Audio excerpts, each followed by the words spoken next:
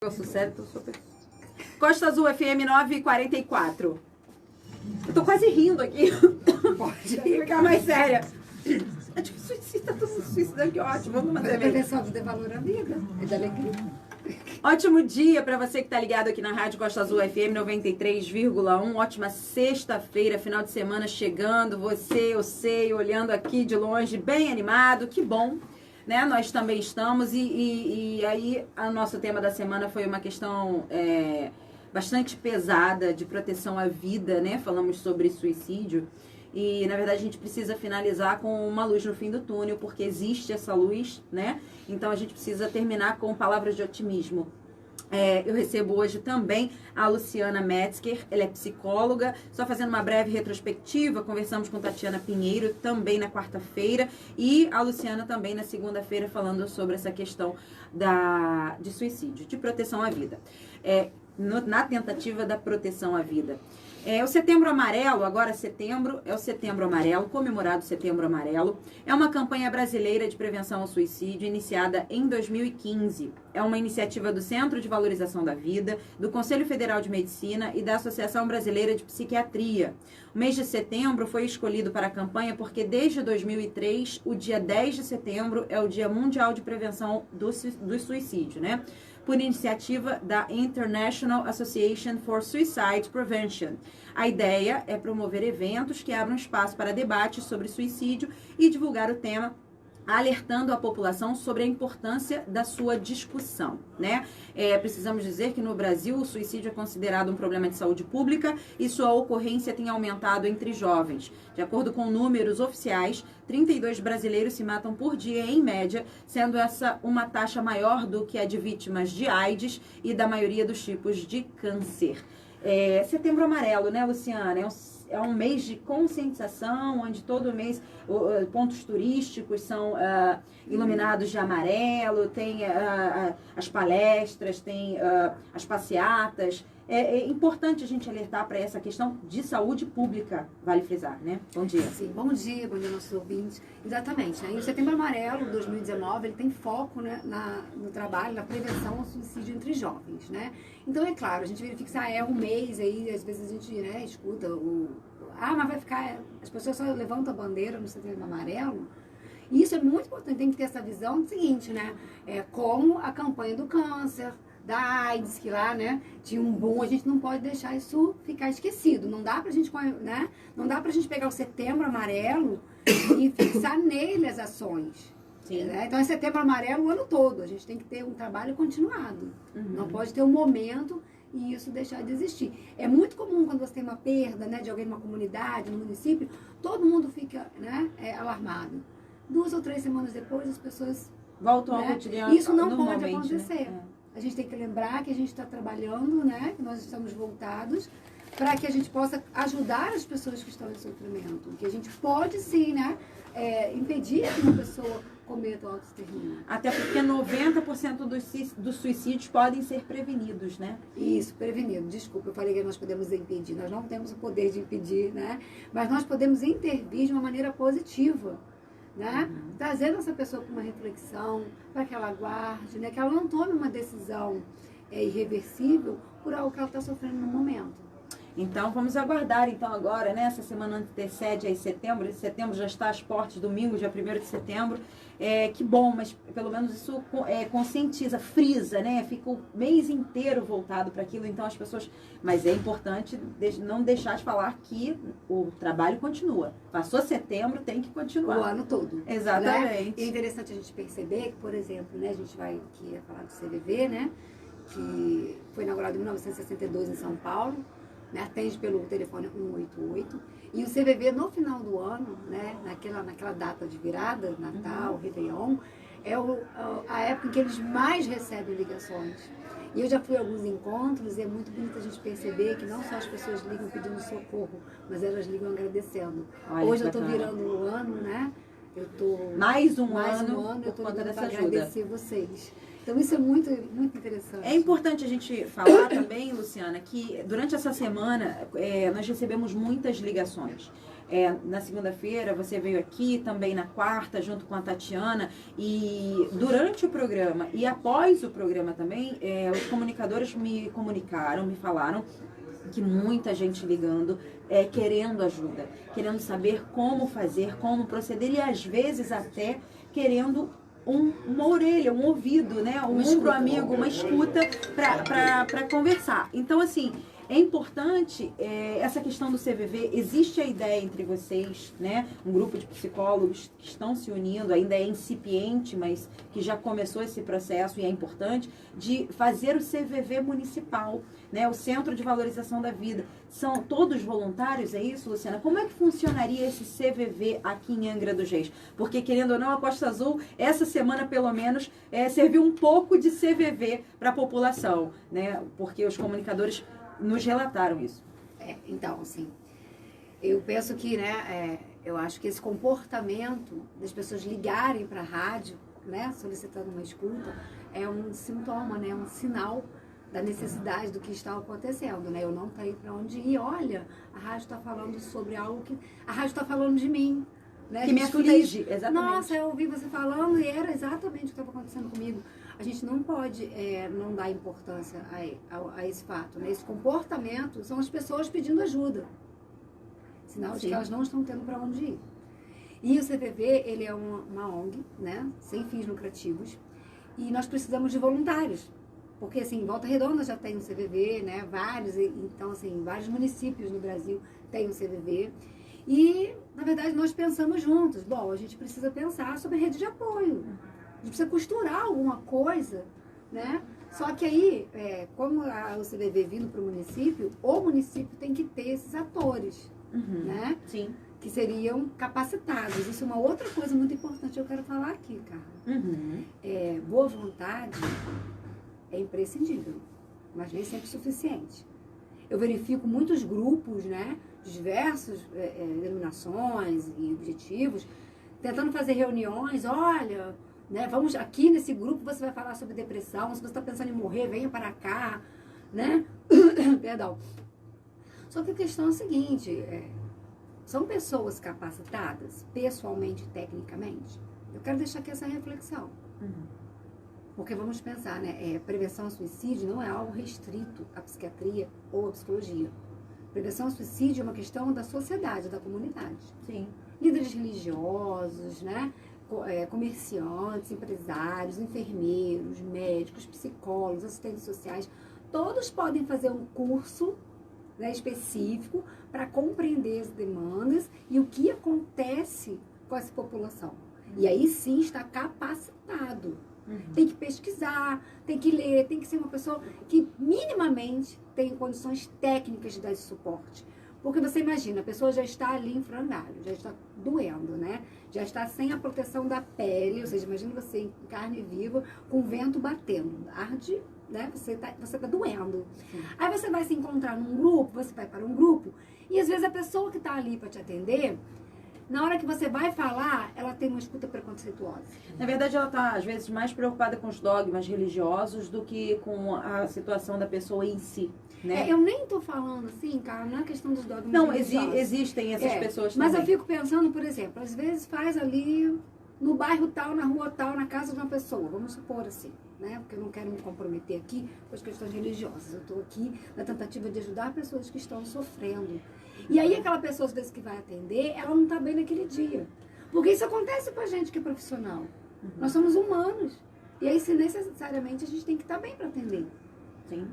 Então, será que a pessoa que está ali, e eu reconheço isso com a melhor boa vontade, necessidade de ajudar é imprescindível. Se você não tiver isso no coração, na sua vida, você não vai se capacitar, para começar.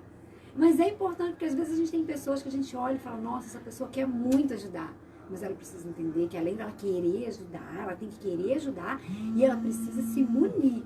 Ela precisa mas é o que nós estávamos... Essa questão dos de maneira ampla. Essa questão dos dogmas religiosos são importantes porque muita gente está dentro dessa seara, desse cercadinho, sim. né? Então, às acontece. vezes você, por exemplo, a pessoa quer se abrir de verdade, de maneira espontânea e bastante sincera, e às vezes não consegue por conta disso, por causa de um preconceito da pessoa que está escutando. E como nós falamos no início dessa semana, às vezes um ouvido amigo já ajuda, livre de interpretações ou de críticas ou de julgamentos. Então, assim, independente de você ter uma capacitação ou não, se você é um amigo que não vai julgar aquela pessoa, que vai escutar, maravilha. O que a gente não quer é que, por exemplo, grupos religiosos, por exemplo, queiram colocar os dogmas da igreja acima do sofrimento do ser humano. Sim. Então, isso é muito importante a gente dizer. Um amigo já ajuda, entendeu? Que a gente, bom, isso foi dito no início da semana, um amigo já ajuda. Mas a gente precisa se livrar do preconceito e um profissional já faz isso, né? Ele se livra do preconceito, da crítica, da interpretação. Você apenas escuta. Escutar é o mais precioso. É o que você falou, assim, muitas das vezes, né, quando a gente faz os cursos de capacitação, e isso é colocado para nós, assim, né, como uma bandeira. Divulguem, né, que os líderes religiosos, eles têm direito e acesso a essas capacitações, porque a gente tem noção, assim, muitas das vezes a pessoa que está sofrendo, ela não vai bater na porta do meu consultório, né? Ela vai para a igreja, ela vai numa igreja, né? Ela vai numa messiânica, ela vai na denominação que agrada, católica, em todas as tudo bem. A questão é ter cuidado, assim como os profissionais da psicologia também, né? Vamos fazer um trabalho de prevenção ao suicídio. Beleza, vamos chamar os psicólogos, vamos. Quais têm vontade e estão capacitados? Isso é para todos, né? Lu, vamos lá, porque o tempo está curto e a gente tem uma pergunta de ouvinte aqui que está conosco no Instagram. A Miriam Santos, ela perguntou o seguinte, rapidamente, para a gente conseguir depois falar sobre aquela outra questão. Vou tentar. A depressão pós-parto pode levar ao suicídio? Então, a depressão pós-parto é sinal de que havia uma depressão anterior que não foi diagnosticada. Geralmente é isso. Eu já venho com algumas questões ali que não foram trabalhadas. E aí, quando eu tenho um filho, eu tenho um bebê, aquilo é uma enxurrada, né? Porque eu tenho toda a questão neurológica, mas toda uma dependência, né? O outro depende de mim. Então, assim, pra gente ser rápido, tem que buscar ajuda. Na verdade, eu acho que assim, já a mulher deveria ter pensa em buscado. ficar grávida, ela tem que ter um terapeuta pra pensar. Já deveria ter buscado. Ficou grávida, aí que não tem jeito mesmo, né? Porque traz muitas demandas. A pessoa acorda com uma outra vida. Ela dorme com uma vida, a criança nasce, ela tem outra vida. Eu que o diga. Nós não podemos, né, ir dicotomizando, cortando a vida em pedacinho. Não dá. Sabe, agora eu tenho que dar um relato pessoal. Rápido, né? A minha filha nasceu, eu falei, gente, o que eu vou dar pra essa criança comer? A enfermeira olhou pra mim e falou assim, você tem que dar leite do seu peito. Aí eu falei, mas não tem leite no meu peito. Eu não conseguia conceber. Foi engraçado na época, mas foi meio trágico. Eu cheguei pra minha mãe e falei, mãe, o que a Branca vai comer? Eu fiquei pensando, pensei em batata frita, eu pensei em várias coisas, mas nunca em leite no meu peito. É uma loucura. E porque precisa se preparar para a maternidade. Estão muito rápidas, né? As coisas estão muito rápidas. Assim, aí a gente tem uma gestação de 9 meses. E a gente, às vezes, né, não consegue dar conta disso. Precisamos nos preparar, sim, para a maternidade. É um período bastante importante. Não vamos glamourizar a maternidade, porque não é glamour. Glamour para quem tem 2, 3 babás por filho, pessoas de alta manutenção. Aí sim, pode ser que tenha algum glamour. Mas nós, mortais, temos que nos preparar, sim, psicologicamente. Enfim, nós não temos não temos toda essa manutenção de pessoas que têm condições financeiras boas. Exatamente. E às vezes nem financeiro, mas um suporte, né? Sim, principalmente. Porque se você tiver um psicológico alinhado, você vai levar a vida pra frente. Você pode ter tudo, mas se você psicologicamente, emocionalmente, você estiver quebrado, não tem o que fazer. Lu, vamos terminar então com essa questão aí que você gostaria muito de terminar com essas considerações sobre... Sim, é a questão da prevenção, intervenção e pós-venção, né? A prevenção é aquilo que a gente faz antes, que é o que a gente está tentando fazer aqui, né? Chamar as pessoas para perceberem o valor da vida, né? E ajudar essas pessoas que estão em sofrimento. Então, é algo que eu faço antes, né? Prevenção, né? Antes da ação. Tem a intervenção, que quarta-feira, né, falaram sobre isso, aquele período de ambivalência, onde as pessoas, né? Eu estou sofrendo muito, eu queria desligar esse sofrimento. Mas, na verdade, né, eu queria voltar o botão on e off. Então, muitas das vezes, nessa intervenção, né, há algum tempo atrás, me procuraram, tipo, a pessoa ligou, dizendo para uma outra, né, que, olha, eu não aguento mais, vou matar, o que eu faço? 192. A gente não pode ter dúvida.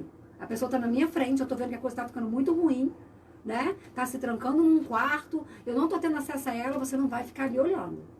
192. O 92 é o SAMU, O SAMU. Importante, que é o serviço de emergência. A que vai pessoa atender em tá no casa. momento, né? Você tá vendo que ela tá subindo na laje. 192. A gente não pode ter dúvida. Sim. Né? No momento. Agora a pessoa está dizendo, ela está com ideações, isso é prevenção. Intervenção é no ato. É na hora. No ato, não tem essa de, você tem que chamar pessoas especializadas. Então, assim, interessante, o Corpo de Bombeiros de São Paulo, né? Ele tem todo um treinamento para salvar a pessoa de acordo com o perfil de personalidade. É um curso. Muito bacana. Né? Que também já foi uma ideia para trazer, né? Para a gente poder ter que a comunidade tem acesso a isso. Exatamente. Então, muito legal. E existe, gente, a pós-venção, que é a atenção aos sobreviventes. Tanto aquelas pessoas que tentaram autoextermínio, mas ficaram conosco. E aí nós podemos, o que a gente vai fazer? A continuidade do tratamento. Então, a pessoa, poxa, ela teve uma ideação, ela chegou ali à tentativa, né? Lembrando que as mulheres, né, têm um número maior de tentativas, porque ela tem métodos, né, menos agressivos. Como é que a gente vai tratar isso, né? Então não tem como, porque a família muitas vezes ela esconde essa pessoa, ela fica envergonhada e não pode. Essa pessoa precisa de ajuda, tá? Uma outra coisa que é muito assim tocante é o que acontece com a família das pessoas, né?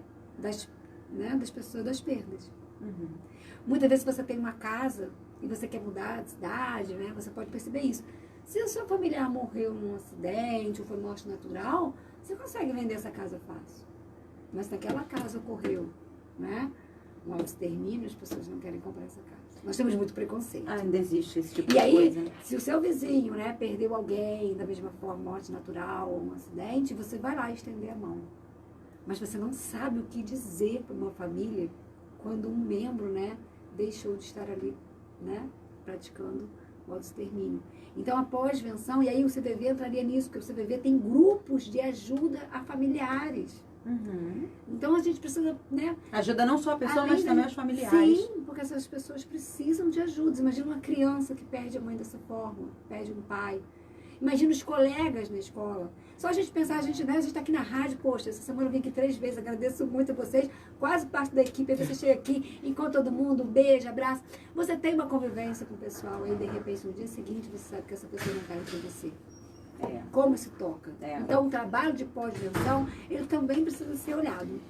É importante a gente falar o número do CVV, 188. Então, se você tá aí com algum problema, se você tá nesse momento aí de pensando, ou tá em vias de fato, ou familiares aí que precisam de ajuda, 188, você vai escutar uma voz ali que vai poder te ajudar de alguma forma. E eu preciso de 2 minutos só para encerrar. Pode encerrar. Queria falar sobre as redes sociais, a divulgação. Muitas das vezes a gente vê algumas coisas que assim, não são muito interessantes, não são boas, né? Por exemplo, a gente vê muito no Facebook, nas redes sociais, as pessoas publicando, né? Imagens, fotos, o método letal. Gente, não façam isso. E se vocês virem alguém fazendo, entre em contato e pede para não fazer. Não divulgar local, né? Não divulgar a forma. Vocês podem sim prestar condolência, dizer, olha, a gente sentimos muito, perdemos mais uma pessoa querida e tal, né? Não precisa divulgar da forma como é feito. Os pormenores, né? Porque alguém que está sofrendo, sim, né? E não glamorizar aquilo que você falou, né? Então não é que a gente não vá falar, mas tem que saber como, né? Liga, você conhece a pessoa? Liga. Não expõe. Porque existe uma família sofrendo. Exatamente. Tá dado o recado da psicóloga Luciana Metzger em relação à proteção à vida. Essa semana falamos sobre isso, sem tabus, né? Sem medo de falar, de ajudar. Você pode continuar ligando aqui para a Rádio Costa Azul, mas também você pode ligar para o CVV 188. É importante você guardar esses 2 números, do SAMU, para as pessoas que estão em vias de fato, 192, e 188 para os familiares, para você mesmo que está com depressão, algum problema, que pensa nessa situação, 188 é o CVV. Espero que nós tenhamos, né, tirado muitas dúvidas e ajudado algumas pessoas. Essas entrevistas você confere no nosso site, costazulfm.com.br. Semana que vem, Renato Aguiar já está aqui do meu lado, esperando ver se eu vou falar ou não. Semana dos prefeitos. Receberemos na segunda-feira o prefeito de Paraty, Luciano Vidal. Na quarta-feira, Fernando Jordão. E na sexta-feira, Alain Bombeiro de Mangaratiba. Se você tem perguntas para esses prefeitos, você entra em contato com o nosso telefone de jornalismo, entra em contato com as nossas redes sociais, liga para a Rádio Costa Azul, faz sinal de fumaça, não tem problema. Você vai ser escutado e ouvido. Tem perguntas para esses prefeitos? Entre em contato conosco, tá bom? Semana dos Prefeitos Costa Azul na semana que vem, semana que antecede o Dia da Independência, dia 7 de setembro. Muito obrigada pela sua audiência, um beijo no coração de todos, um excelente final de semana. Até!